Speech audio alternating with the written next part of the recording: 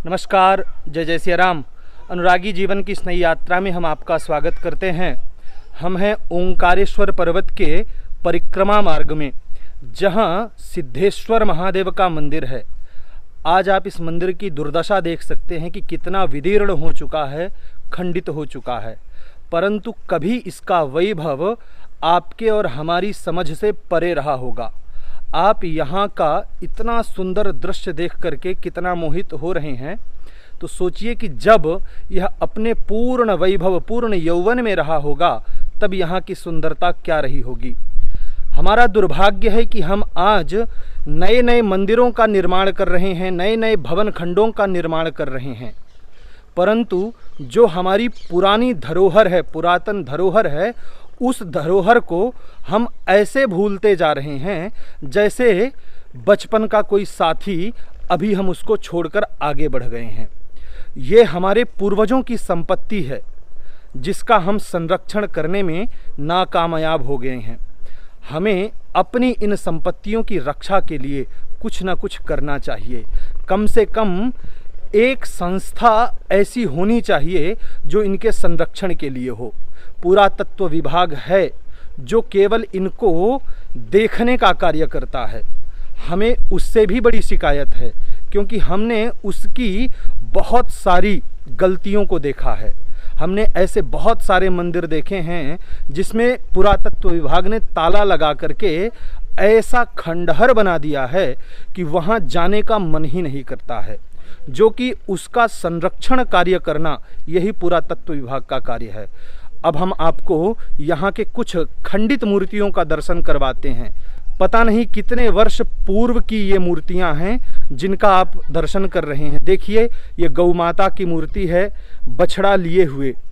कितना सुंदर इसमें जो है चित्रण किया गया है, परंतु ये खंडित होने के कारण आपको और हमको कुछ भी दिखाई नहीं दे पा रहा है। पहले साधन और सुविधाएं किसी भी प्रकार की नहीं थी, पर फिर भी इतने कुशल शिल्पकार, कुशल कारीगर भारत देश में मौजूद थे, उपस्थित थे, जो कम संसाधनों में भी, अथवा ये कहा जाए कि संसाधन के अभाव में भी, इतनी दिव्यतम वास्तुशिल्पों का निर्माण किया करते थे।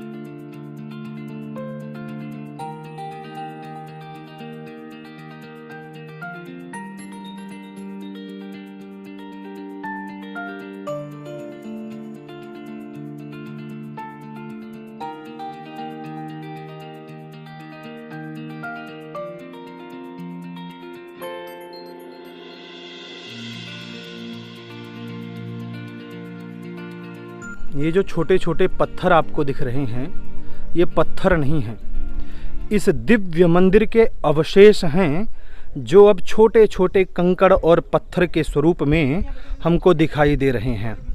ये देखिए इस मंदिर की भव्यता और दिव्यता। आप इसकी सुंदरता का आकलन वस्तुतः नहीं कर पाएंगे, परंतु जब यहाँ आकर के इसकी सुंदर शिल्पकारी देखेंगे, तब आपका मन जो है सहज ही इसकी ओर आकर्षित हो जाएगा। इतने सुंदर भवन खंडों को आक्रांताओं ने किस तरह से ध्वस्त किया, और हमें, हमारे बच्चों को बस ये पढ़ाया जाता था कि मुगल शासक बहुत महान थे। देखिए इनकी महानता, ये है इनकी महानता कि इन्होंने हमारी धरोहर को किस तरह से नष्ट किया है। मेरा तो व्यक्तिगत यह सबसे निवेदन है कि जिन बच्चों के भी पुस्तकों में मुगल कालीन जो भी विषय है उसके बारे में वस्तुतः जानकारी दी जानी चाहिए, सब्जेक्ट से हटाया जाना चाहिए। परंतु अगर नहीं हटाया जा रहा है, तब भी अपने बच्चों को ये बताया जाना चाहिए कि यह जो पढ़ाया जा रहा है यह सब एक मिथ्या है, सब एक बहुत बड़ा झूठ है। इस तरह से आप अपने बच्चों को अभी से सजग बनाइए और भारतीय संस्कृति के प्रति उनको जागृत कीजिए।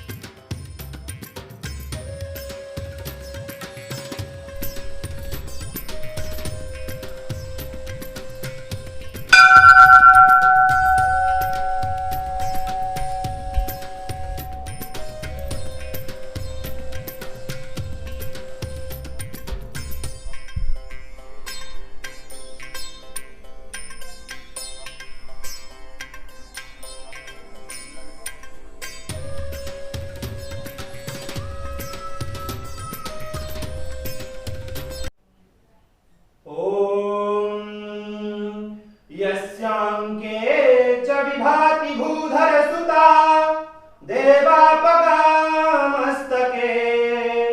भाले बाल विधुर्गले च गरलम् यस्योरसि व्यालराट् सोऽयं भूति विभूषणः सुरवरः सर्वाधिपः सर्वदा सर्वः सर्वगतः शिवः शशिनिभः श्रीशंकर पातु मां श्रीशंकर पातु मां कि वन्दे देवमुमापतिं सुरगुरुं वन्दे जगत्कारणं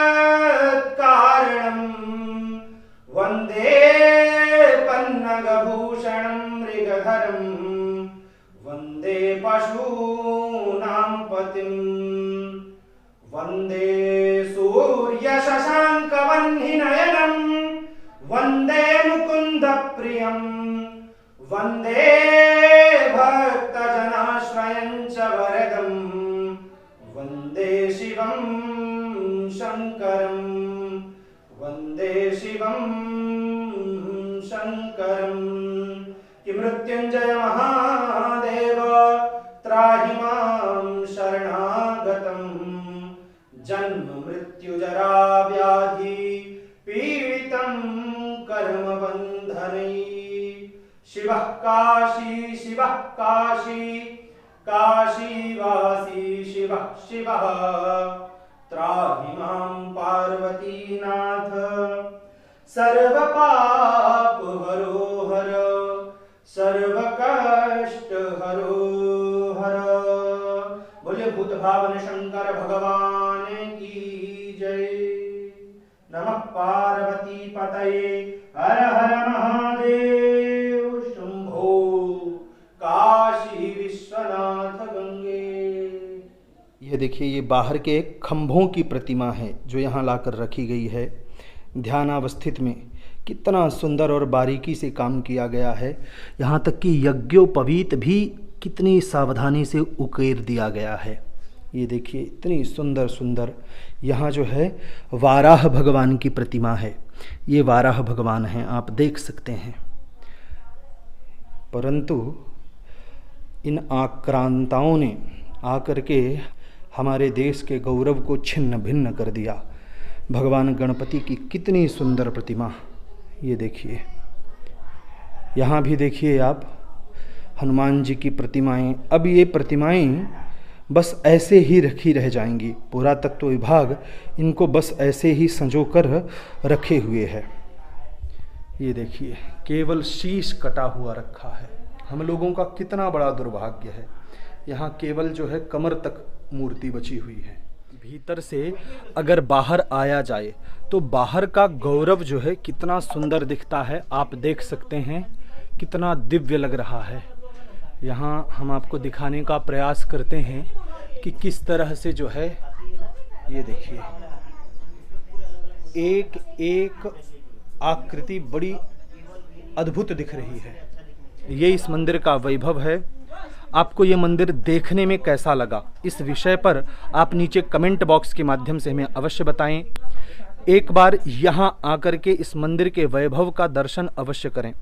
ओंकारेश्वर पर्वत की इस यात्रा में अभी हम सिद्धेश्वर महादेव मंदिर में हैं। मंदिर से आगे बहुत बड़ा डैम बना हुआ है, बांध जिसे कहते हैं, जिसमें नर्मदा के पानी को रोक कर रखा गया है ताकि आसपास के लोग जो हैं उस पानी से लाभान्वित हो सकें। हालांकि ये डैम जो है बहुत ही खतरनाक होता है। कई बार ऐसी स्थितियां आ जाती हैं कि जब पानी रुकता है तो उस रुकने के कारण, पानी रुकने के कारण आसपास के गांव जो हैं वो डूब जाते हैं और वहाँ के रहने वाले लोग जो हैं यहाँ वहाँ अपना अस्तित्व बचाकर भागने लगते हैं। उसी विपदा के मारे हम लोग हैं। हमारा घर भी इसी तरह से एक नदी के किनारे है। उस नदी में एक बहुत बड़ा डैम बनाया गया है और उस डैम को बनाने के कारण हमारा घर पानी के अंदर आ गया है। अब हमको अपने निज गांव से बाहर आकर किसी शहर में रहना पड़ रहा है। हमें अपनी उस गली को भूलना पड़ रहा है जहां हम खेले हैं, कूदे हैं। तो इस दर्द को, इस विपत्ति को बहुत लोग नहीं समझ सकते कि क्या होता है। इस विपदा को, इस दर्द को केवल वही समझ सकता है जिसने अपना गांव घर छोड़ा है। हालांकि संतुष्टि ये रहती है कि चलो हमारा घर गया तो गया, पर हमारे एक घर के कारण कई लोगों का घर जो है आबाद रहता है। परंतु ये भावना आना बहुत ही दुर्लभ है और बहुत ही कम हो पाता है। आप देखिए हमारे पीछे ये सुंदर डैम है, इसकी सुंदरता देखते ही बनती है। हम आपको जाकर दिखाना चाहते हैं, परंतु समय जो है अब हमसे कह रहा है कि हम अपनी परिक्रमा को पूरा करें और आगे की यात्रा को इसी तरह से बनाए रखें। तो इस बार हम वहाँ पुल तक नहीं जा पाएंगे, उसके लिए हम आपसे क्षमा याचना चाहते हैं। आवाज़ अगर साफ नहीं आ रही है तो उसका कारण है यहाँ की हवा, इसलिए इस आवाज़ की समस्या के लिए हम आपसे क्षमा प्रार्थी हैं।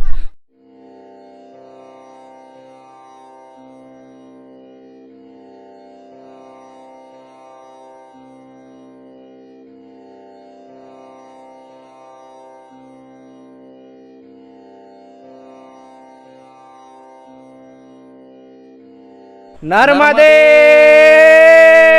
हर। अभी अभी भगवान भोलेनाथ के दर्शन करके आए हैं। हमारी ओंकारेश्वर की परिक्रमा जो है पूरी हुई, तो इस निमित्त हमने सोचा कि भगवान भोलेनाथ के फिर से दर्शन कर लिए जाएं। अब यहाँ से जो है हम अपने विश्राम स्थल की ओर जाएंगे।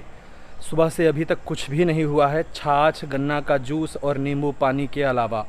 तो अब लगी है हमको जोरों की भूख। तो थोड़ा जाकर के अपने आप को नर्मदा में पवित्र किया जाएगा और उसके बाद फिर भोजन की ओर अग्रसर होंगे। हमारी यह यात्रा आपको कैसी लगी, नीचे कमेंट बॉक्स के माध्यम से आप हमें अवश्य बताएं। वीडियो पसंद आने पर वीडियो को लाइक करें, शेयर करें। अगर अभी तक आपने हमारे चैनल को सब्सक्राइब नहीं किया है तो चैनल को सब्सक्राइब अवश्य करें। यह वीडियो देखने के लिए आपका बहुत बहुत धन्यवाद। नर्मदे हर।